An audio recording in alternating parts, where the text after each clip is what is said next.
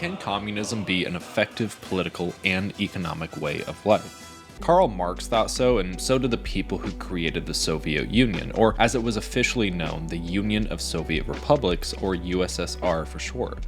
But through the decisions of power-hungry leaders like Joseph Stalin, the Soviet Union would endure dictatorship, famines, the infamous Gulag prison camps, and more. These events and the decisions made during the time of the world's first major communist country would spark debate around the world over whether communism could actually be an effective alternative to capitalism. So this is the story that led to the rise of the Soviet Union and its downfall. For 300 years, the Russian Empire was ruled by czars, Russian emperors, of the Romanov dynasty. The Romanovs first came to power in 1613 after several decades of dynastic dispute. Over the next 3 centuries, 18 Romanovs took the throne until Nicholas II succeeded his father, Tsar Alexander III, in 1894. Nicholas II's reign was fraught with challenges. He faced the Russo-Japanese War in 1904, the Russian workers' uprising in 1905, and the trials of World War I.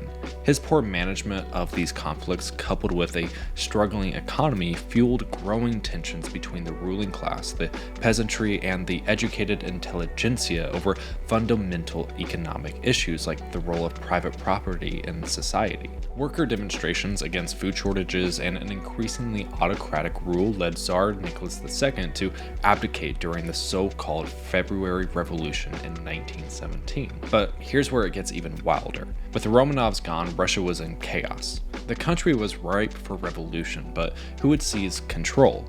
Enter Vladimir Lenin and his Bolsheviks, whose secret planning from afar would change the course of the country's history as we know it. Vladimir Lenin, leading a faction of Marxist revolutionaries called the Bolsheviks, returned to Russia from exile with a bold plan. In November 1917, the Bolsheviks staged a coup against the provisional government that had replaced the Tsar. Their goal was to establish a government ruled by worker-led councils or Soviets, embodying Marx's vision of the dictatorship of the proletariat. For 2 brutal years, Lenin's Red Army fought against the anti-revolutionary whites, a coalition of monarchists, democratic socialists, and capitalists in a bloody civil war. The Reds emerged victorious, and by 1922, the international community began recognizing the newly formed Soviet Union. Under Lenin, the Communist Party seized control of factories and agricultural lands, centralizing power and setting the stage for a new kind of society. Now, during its lifespan, the Soviet Union was defined by both grand ambitions and devastating failures. As a centrally planned economy, the government sought to control all economic activity, outlining priorities through a series of 5-year plans. After Lenin's death in 1924, Joseph Stalin rose to power, beginning as Secretary General in 1922. Stalin swiftly eliminated rivals who he claimed deviated from the party line, labeling them as deviationists before orchestrating their execution. He lived up to his assumed name, Stalin, which means man of steel, with his iron-fisted rule. Stalin's era was defined by brutal purges, forced collectivization, and widespread fear. In the 1930s, he conducted the Great Purge, removing many of those who had helped him ascend to power. His policies also led to the arrest of over 1 million people, with half perishing in gulags. Stalin also decimated the military leadership, leaving the USSR vulnerable when World War II erupted. His push for agricultural collectivization caused a catastrophic famine, shrinking the food supply by 25% and resulting in millions of deaths. Yet, despite these horrors, the USSR also achieved remarkable successes. It became a formidable force in the space race, launching the first satellite and sending the first man into space. Its nuclear program rivaled that of the United States, cementing the USSR as the world's only other superpower.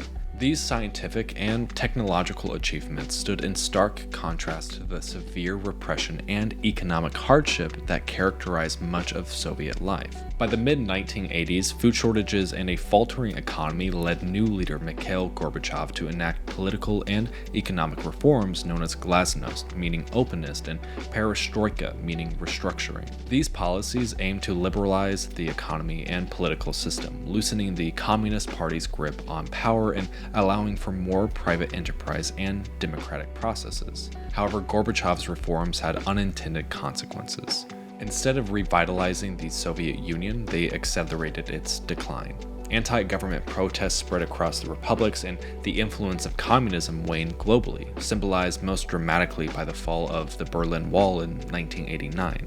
Over the next 2 years, the Soviet Union began to unravel, as several of its constituent republics declared independence. At Christmas in 1991, the USSR was officially dissolved when Gorbachev handed power to Boris Yeltsin, marking the end of the Soviet era. While the Soviet Union no longer exists, at its height it was the largest country in the world and was home to 1/6 of the world's population. With over 300 million people from more than 100 nationalities, its legacy continues to shape discussions over economic systems, models of governance, and the unintended costs of ideas and action. Whether one views communism as a solution or a flawed experiment, the history of the Soviet Union remains a crucial chapter in understanding the complexities of global history. If you learned something new in this video, consider giving us a thumbs up, and if you want to continue down your path of knowledge, subscribe to our channel.